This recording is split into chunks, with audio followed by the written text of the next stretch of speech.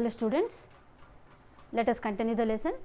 Yesterday we discussed about the air pressure and how the earth is surrounded with the gases of molecules and how the molecules are pushing each other and going to the higher elevations, higher and higher part of the atmosphere, and how they were coming back again to the low pressure areas, and we discussed about the inverse method.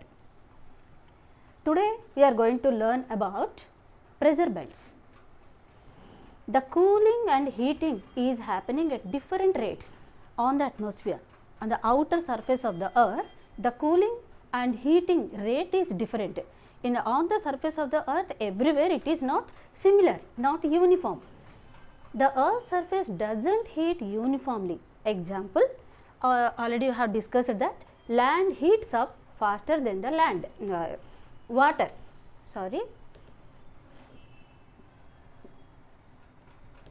water. Therefore, the pressures are also different from place to place. The air pressure different in the land part, whereas the air pressure is different on the water part, as the land heats up faster than the water. Then come to the next point. As water moves from a higher place to a lower place and heat moves from warmer to cooler objects, air moves from higher pressure to areas of low pressure. When air moves like that, we call it wind.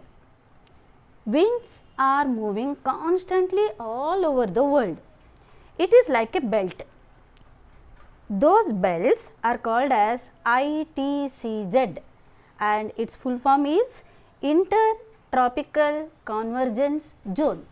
Let me explain you the same ITCZ, how the pressure belts are creating and how it is working, what are the usefulness of these pressure belts with the help of a diagram. First of all, before diagram, I would like to explain you with some rules which are called thumb rules. And if you could remember the thumb rules, it is very easy for you to go on knowing about the belts, different belts, and to know about the climatic changes. Let me write the thumb rules on the board. You too note it down, children. It is very important. These are called thumb rules. Number 1, pressure inversely proportionate to temperature. I will explain you. First note it down. Temperature, when temperature increases, air ascends,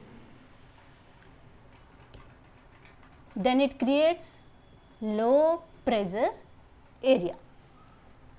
Number 3, when temperature decreases, air descends, it creates high pressure. Number 4, air flows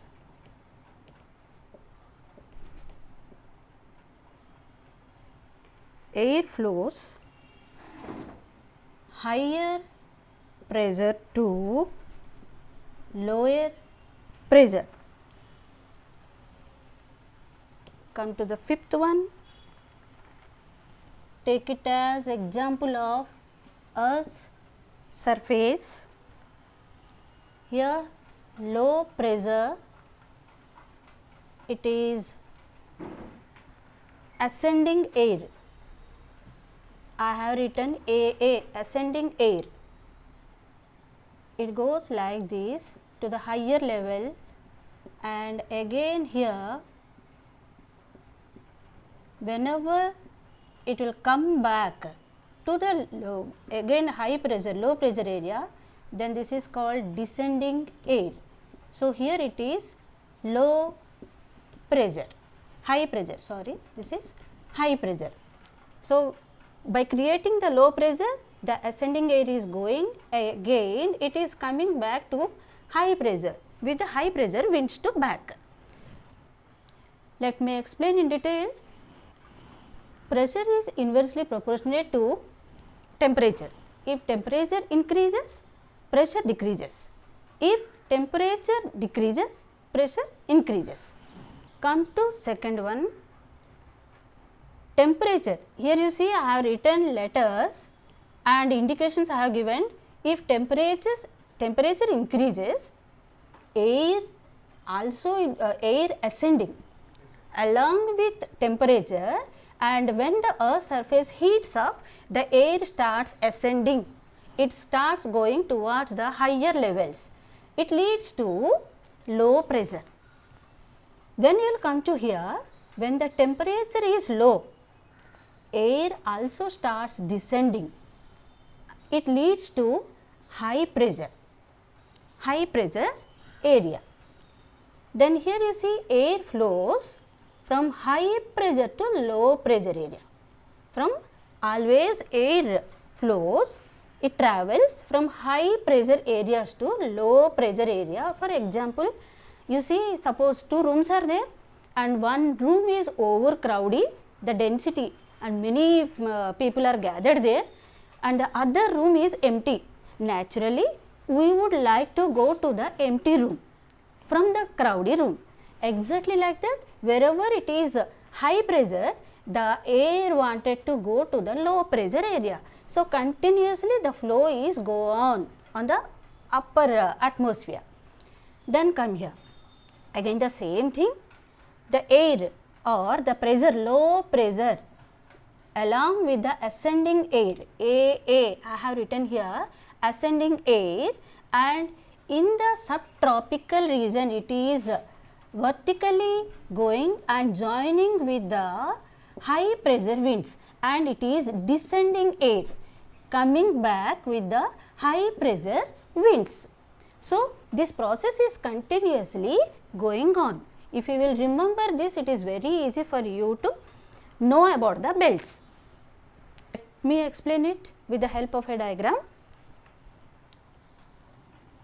See the globe, and this is the first belt, which is both the sides of the equator. From north 5 degrees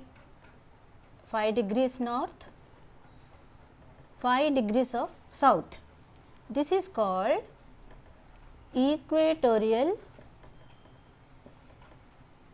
low pressure belt. If you will come to the next part, next belt towards the north, that is from 25 degrees of north to 35 degrees of north, which is called subtropical high pressure belt. The next belt, which is 60 degrees of north to 65 degrees of north, which is called subpolar low pressure belt. Then the last belt, which is 90 degree north, is called polar high pressure belt. Let me explain you here. Towards the south part also the same belt. Again this is 25 to 35 degrees south, 60 to 65 degrees south, then 90 degrees south. This is again polar high pressure belt. This is subpolar low pressure belt. This is subtropical towards south part, subtropical high pressure belt, and here you see subtropical belt, both the sides towards the northern hemisphere and towards the southern hemisphere. And if you will take here the equator, which is 0 degree, and towards the north Tropic of Cancer, that is 23 degree north is called Tropic of Cancer, and 23.5 degree south, which is called Tropic of Capricorn. In between that the 23.5 degree north and 23.5 degree south, that is called, above that part is called subtropical belt, here towards the northern hemisphere, toward the southern hemisphere. So let me come to the belts.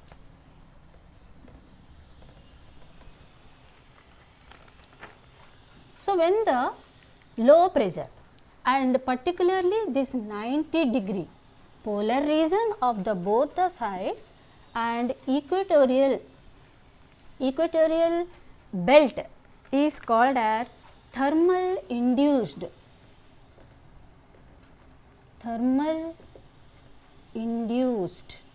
that means incoming solar radiation, the insolation. In this part, more effective parts of the solar radiation or insolation is equator, and the next part is polar region, whereas in equatorial place the sun's rays falls directly, and naturally as the sun's rays are continuously falling directly, so here the place is very hot. And whereas if you will see to the polar and latitudes one by one, then the polar region where the sun's rays fall slantingly, and eventually there it is very cool. Let me come to the next point. Here the high pressure, already the inverse method which we discussed already, and where the sun's intentionally the sun's heat continuously make the equatorial part very heat, and here due to the heat condition of the earth's surface, the ascending air creates, the air starts ascending to the higher level. You can do like this also, the higher levels, and after coming to the subtropical high pressure belt, till then it divided into two branches, and one part, if you will see two branches, both the sides I did, let me do only the north part like this. One part of the branch it goes towards the low pressure belt, and another branch which subsides to the high pressure belt. From the polar region, when the high pressure winds are coming towards or descending towards the low pressure areas, and these place is called converging, mixing together both of that, convergence, and by converging both of that, here the high pressure belt creates. Again it starts to coming back towards the low pressure area. So like that towards the south part also the same thing happens towards the south part also. When from the poles it go towards, it travel towards the low pressure area, the high pressure winds, then here the convergence takes place, and naturally again the high pressure belts try to cover the low pressure belt area. Now the direction of the wind flow, and here you see usually direction of these are the directions: north, south, east, west. Whenever from the north towards east the wind flows, we call it as northeast, and from east to west again towards the south part we call it as southeast. From south to east we call it as southwest towards south part, and if it is north part, northwest. See the arrow marks given here. Now let us see the same directions, wind directions on the globe.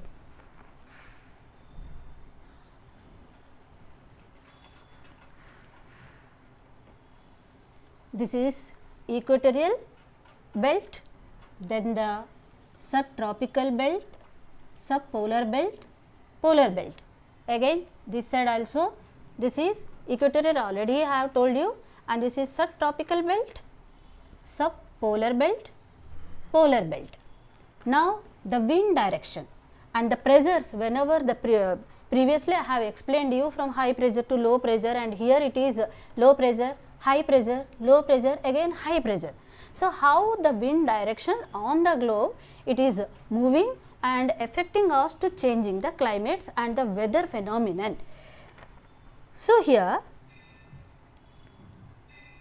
due to the rotation, whenever the Coriolis effect takes place and the wind changes its direction, and it is, see the direction from east to west.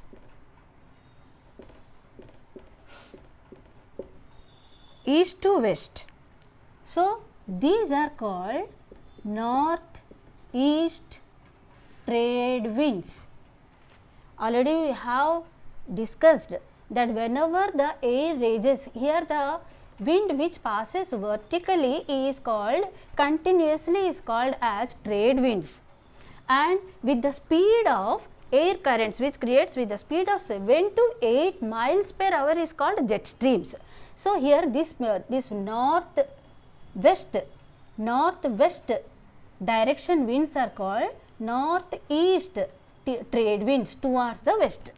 These are called northeast trade winds, and from south part the winds which are blow are called as northeast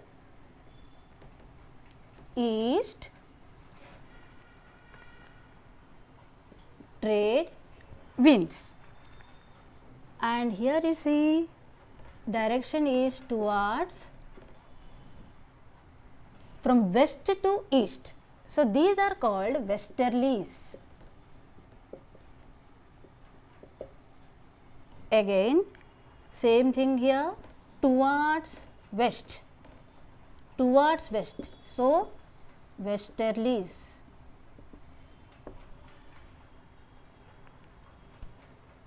And the last one you see here,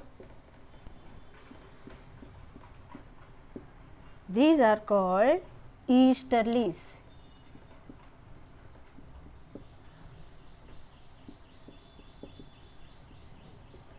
They were flowing towards east.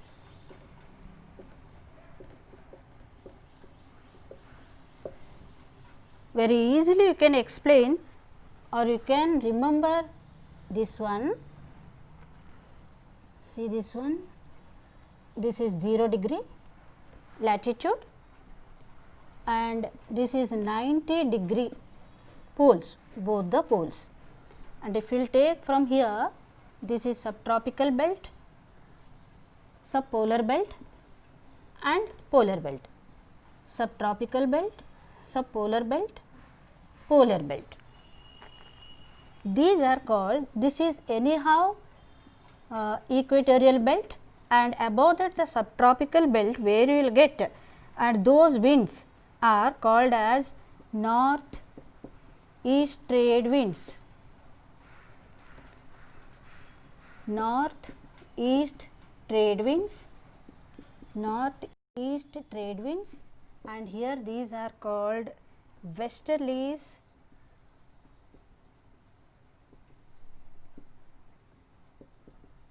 easterlies. Same thing towards the south part also. It is very easy for you to remember that by seeing the north and west direction you can draw the pressure belts also to remember very easily. Let us continue the next part of the lesson in next class.